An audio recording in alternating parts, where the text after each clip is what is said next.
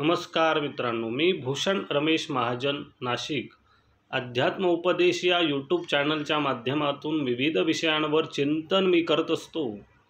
आपल्याला हे व्हिडिओ आवडत असतील तर नक्की चॅनलला सबस्क्राईब करा। तर आजचा विषय आहे नाते। मित्रांनो, नाते मुळात निर्माण कसं होतं, कुठलंही नातं मग ते कुठल्याही संबंधांना असो तर नातं निर्माण कसं होतं त्याविषयी आपण चिंतन करणार आहोत।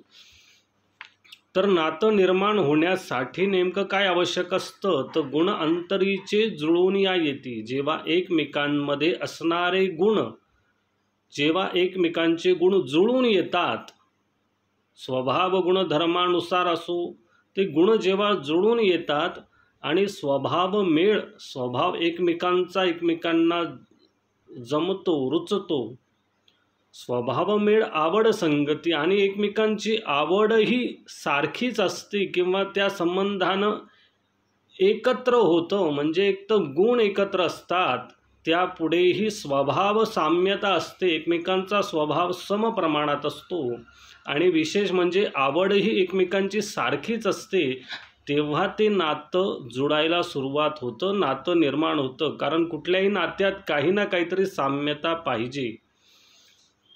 मग ती साम्यता असेल तर साम्याची गोडी स्वभाव गुणाने वेधी।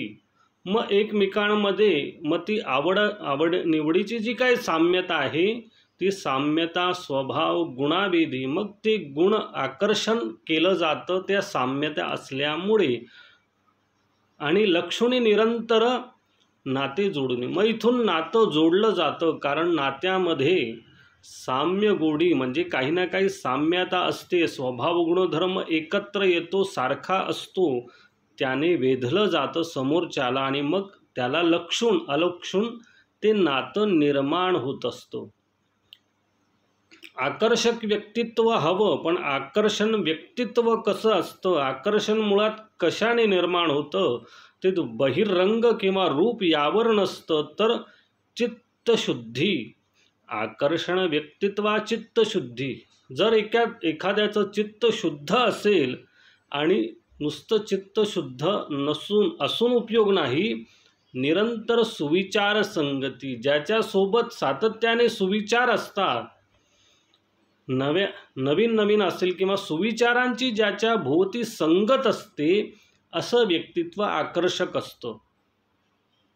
फक्त देहरूपाने नसून तर विचाराने पण सुंदर असलं पाहिजे, तर आकर्षण निर्माण होत असतं। मनुष्याचे कारकत्व गुण अवगुण प्रत्येकामध्ये असतातच, पण गुण अवगुणांना त्यागून जो विरक्त असतो तोच उत्तम असतो। म्हणून अशा प्रकारे ते नातं निर्माण होत असतं, त्याविषयी आपण चिंतन केलं। इथे रंग, रूप, वर्ण यावर कुठलाही विषय नसतो, तर कोणी रंगावर, रूपांवर, विचारांवर कोणाची पारख करू नये, रूपावरती विशेष करून, तर विचारांची पारख करावी। तो माणूस विचाराने कसा आहे, विचार कसा करतो, त्याची भावभावना कशा आहेत त्यावर चिंतन करावं।